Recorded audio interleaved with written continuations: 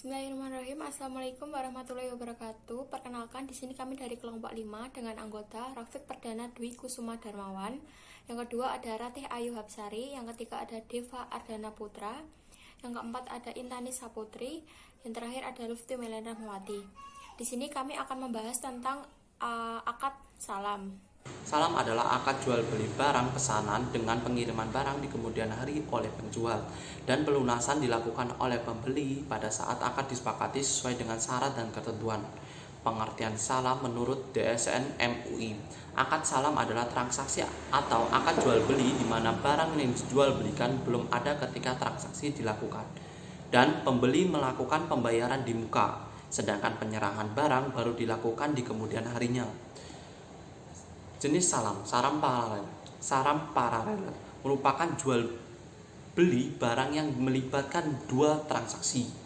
Dalam hal ini, transaksi yang pertama dilakukan antara nasabah dengan bank, sedangkan transaksi yang kedua dilakukan antara bank dengan petani atau pemasok yang menyediakan barang. Selanjutnya yaitu mengenai dasar akad salam yang ada dalam Al-Quran dan hadis. Yang pertama, dalam Al-Quran, Quran surat Al-Baqarah ayat 282, yang mana artinya berbunyi, "Hai orang yang beriman, jika kamu bermuamalah tidak secara tunai sampai waktu tertentu, buatlah secara tertulis." Kemudian selanjutnya yaitu Quran surat Al-Maidah ayat yang pertama, yakni artinya berbunyi, "Hai orang-orang yang beriman, penuhilah akad-akad itu." Selanjutnya yaitu artinya barang siapa melakukan salaf atau salam, hendaknya ia melakukan dengan takaran yang jelas, yang timbangan yang jelas, untuk jangka waktu yang diketahui. Hadis riwayat Bukhari, Sahih Al-Bukhari. Menurut Ibnu Munzir, ulama sepakat ijma atas kebolehan jual beli dengan cara salam. Di samping itu, cara tersebut juga diperlukan oleh masyarakat. Jika dalam kaidah fikih, yaitu pada dasarnya semua bentuk muamalah boleh dilakukan kecuali ada dalil yang mengharamkannya. Jadi salam itu dibolehkan dalam Islam. Rukun salam dibedakan menjadi 3, yaitu transaktor, objek salam, dan ijab dan qabul. Untuk yang pertama yaitu transaktor. Transaktor terdiri atas pembeli, dalam hal ini adalah nasabah, dan penjual, dalam hal ini adalah bank syariah. Kedua belah pihak harus memiliki kompetensi yang berupa akil balik dan memiliki kemampuan dalam memilih yang optimal, seperti tidak gila ataupun tidak sedang dalam paksaan. Dalam penjualan, Fatwa DSN MUI nomor 5 DSN MUI 4/2000 mengharuskan agar penjual menyerahkan barang tepat pada waktunya dengan kualitas dan jumlah yang telah disepakati. Penjual diperbolehkan memberikan barang lebih cepat dari waktu yang telah disepakati dengan syarat kualitas dan jumlah yang telah disepakati, dan ia tidak boleh memberikan tambahan harga. Yang kedua yaitu objek salam.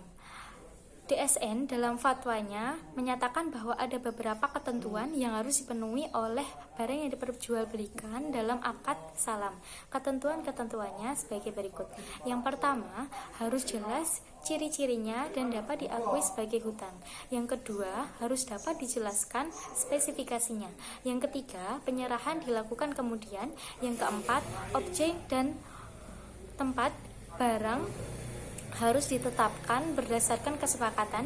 Yang kelima, pembeli tidak boleh menjual barang sebelum menerimanya. Dan yang keenam, tidak boleh menukar barang kecuali sesuai dengan spesifikasi yang telah ditentukan sebelumnya. Yang ketiga yaitu ijab dan qabul. Ijab dan qabul dalam akad salam yaitu pernyataan dari kedua belah pihak yang berkontrak atau dengan cara penawaran dari penjual atau bank syariah dan penerimaan yang dinyatakan oleh pembeli atau nasabah. Rukun transaksi salam paralel berdasarkan fatwa DSN MUI nomor 5 garing DSN MUI garing 4 garing 2000 menyatakan bahwa akad salam kedua antara Bank Syariah sebagai pembeli dan petani sebagai penjual dapat dilakukan terpisah dari akad yang pertama. Akad kedua dapat dilaksanakan setelah akad pertama sah. Rukun-rukun yang terdapat pada salam akad pertama dapat juga berlaku pada salam akad kedua. Syarat salam terdiri atas 4 unsur, yaitu yang pertama, pihak yang berakad. Pihak yang berakad yaitu ridho dua belah pihak dan tidak ingkar janji dan cacat hukum. Yang kedua yaitu barang. Barang hasil produksi yang akan dibeli harus jelas seperti jenis, merek, kualitas, mutu, dan jumlahnya. Sedangkan hasil produksi tersebut termasuk dalam kategori yang dilarang syara, yaitu najis, haram, samar atau tidak jelas atau menimbulkan kemudorotan. Yang ketiga yaitu harga. Harga jual dan masa penyerahan barang harus jelas dan dicantumkan dalam perjanjian dan tidak boleh berubah. Modal yang diberikan dalam bentuk barang atau manfaat harus diukur berdasarkan nilai wajarnya dari barang atau manfaat yang akan diberikan kepada nasabah. Pembayaran salam harus dilakukan pada saat modal salam dibayarkan kepada penjual. Sedangkan sistem pembayaran dan jangka waktunya harus disepakati oleh kedua belah pihak. Syarat-syarat salam paralel yaitu pada salam paralel, bank masuk ke dalam 2 akad yang berbeda. Pada salam pertama, bank bertindak sebagai pembeli, dan pada akad salam yang kedua, bank bertindak sebagai penjual. Setiap kontrak dalam salam ini harus independen satu sama lain, dan salam paralel hanya boleh dilakukan dengan pihak ketiga. Penjual pada salam pertama tidak boleh menjadi pembeli pada salam paralel karena hal ini akan menjadi kontrak pembelian kembali yang dilarang oleh syariah. Kemudian yang selanjutnya yaitu mekanisme dari salam dan salam paralel. Yang pertama ada dari mekanisme salam dengan langkah sebagai berikut. Yang pertama, konsumen atau muslim melakukan pesanan dengan spesifikasi barang yang diinginkan, baik dari bentuk, ukuran, bahan, dan yang lain sebagainya. Lalu yang kedua, konsumen atau muslim melakukan negosiasi disertai akad salam bersama penjual atau muslim ilaih untuk menemukan kata sepakat. Kemudian konsumen atau muslim melakukan pembayaran pesanan di muka setelah menemukan kata sepakat kedua belah pihak untuk bertransaksi salam. Dan yang keempat, penjual atau muslim ilaih melakukan produksi sesuai pesanan dari konsumen atau muslim. Dan yang terakhir, di mana penjual atau muslim ilaih mengirimkan barang hasil produksi atau muslim fih yang dipesan kepada pembeli atau muslim sesuai tanggal yang disepakati di awal. Kemudian yang kedua yaitu mekanisme dari salam paralel. Mekanismenya itu yang pertama yaitu bank sebagai pembeli atau muslim melakukan pemesanan barang dengan spesifikasi barang yang diinginkan. Kemudian setelah itu bernegosiasi akad salam dengan penjual atau muslim ilaih sebagai produsennya. Yang kedua, bank sebagai pembeli atau muslim melakukan pembayaran kepada penjual atau muslim ilaih sebagai produsen ketika kedua belah pihak sudah mencapai kata sepakat untuk transaksi salam. Yang ketiga, pembeli atau muslim, dalam hal ini adalah nasabah, melakukan pemesanan sesuai keinginan dengan spesifikasi barang yang dipesan, serta bernegosiasi dan berakad salam dengan pihak bank sebagai penjual atau muslim ilaih. Dan yang keempat, pembeli atau muslim, dalam hal ini adalah nasabah, melakukan pembayaran kepada pihak bank sebagai penjual muslim ilaih setelah bersepakat melakukan transaksi salam. Yang kelima, penjual atau muslim ilaih, dalam hal ini adalah produsen yang ditunjuk oleh bank, melakukan pengiriman barang atau muslim fih yang dipesan nasabah atau pembeli atau muslim ke bank sebagai pembeli atau muslim. Yang terakhir, di mana bank sebagai penjual atau muslim ilaih mengirim barang atau muslam fih ke nasabah sebagai pembeli atau muslam. Akad salam diatur dalam PBI atau Peraturan Bank Indonesia Nomor 7/46/PBI/2005, yaitu tentang akad penghimpunan dan penyaluran dana bagi bank yang melaksanakan kegiatan usaha berdasarkan prinsip syariah yang terdapat dalam bab 2 pasal 11 dan terdapat juga dalam Surat Edaran OJK atau Otoritas Jasa Keuangan nomor 36/SE OJK.03/2015 tentang produk dan aktivitas bank umum syariah dan unit usaha syariah, persyaratan yang berlaku bagi akad salam dan lain sebagainya. Untuk materi selanjutnya yaitu mengenai regulasi DSN MUI.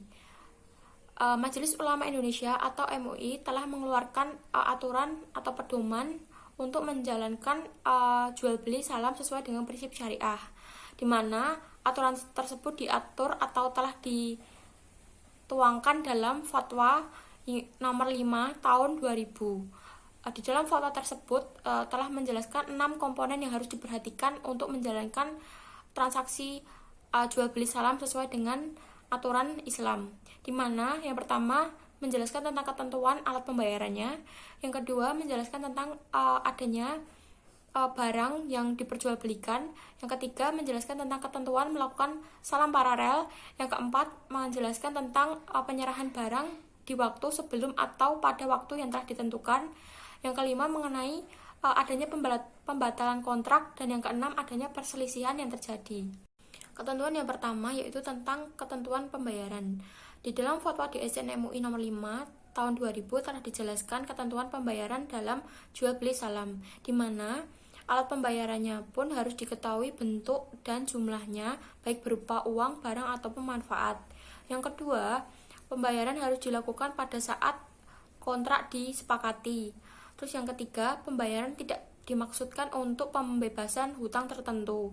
Terus untuk ketentuan barangnya sendiri terdapat 6 aturan yang telah diatur dalam Fatwa DSN MUI nomor 5 tahun 2000, di mana yang pertama harus jelas ciri-cirinya dan dapat diakui sebagai hutang.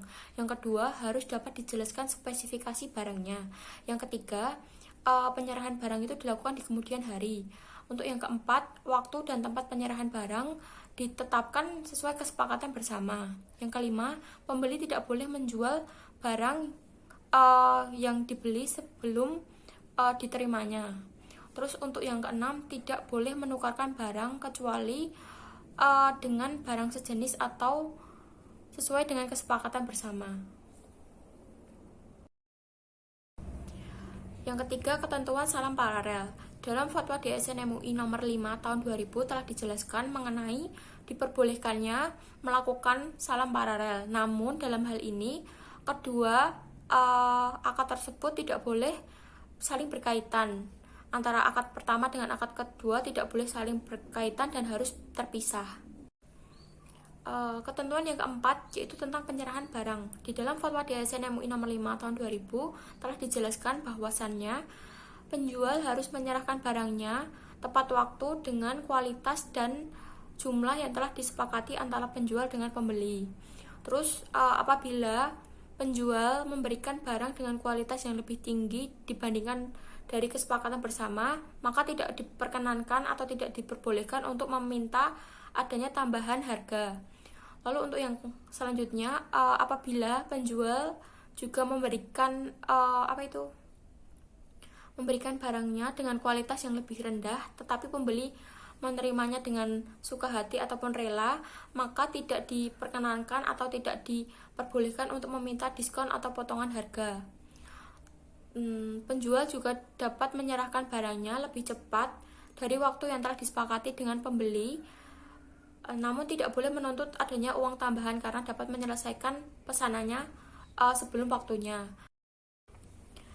Lalu untuk yang terakhir, jika semua atau sebagian barang tidak tersedia pada waktu yang telah ditentukan atau disepakati oleh penjual dan pembeli, serta penjual memberikan produk di bawah kesepakatan antara penjual dan pembeli, namun pembeli tidak rela akan hal tersebut, maka ada dua alternatif yang bisa dipilih. Yang pertama, adanya pembatalan kontrak dan meminta kembali uang yang telah dibayarkan. Lalu yang kedua, menunggu sampai barang yang diinginkan itu tersedia. Untuk aturan yang kelima mengenai pembatalan kontrak. Pada dasarnya di fatwa DSN MUI sendiri telah dijelaskan apabila pembatalan kontrak tersebut boleh dilakukan selama tidak merugikan kedua belah pihak dan kedua belah pihak pun menyetujuinya. Untuk ketentuan yang terakhir yaitu mengenai adanya perselisihan. Apabila terjadi perselisihan antara kedua belah pihak yaitu pembeli dan penjual, maka persoalan tersebut dapat diselesaikan melalui jalur musyawarah. Namun apabila jalur musyawarah antara kedua belah pihak tidak menemukan mufakat, maka dapat diselesaikan melalui badan arbitrasi syariah untuk mencapai musyawarah bersama, sehingga tidak ada pihak yang dirugikan satu sama lain antara penjual maupun pembeli. Demikianlah penjelasan dari kelompok kami. Apabila ada salah katanya kami mohon maaf. Terima kasih. Wassalamualaikum warahmatullahi wabarakatuh.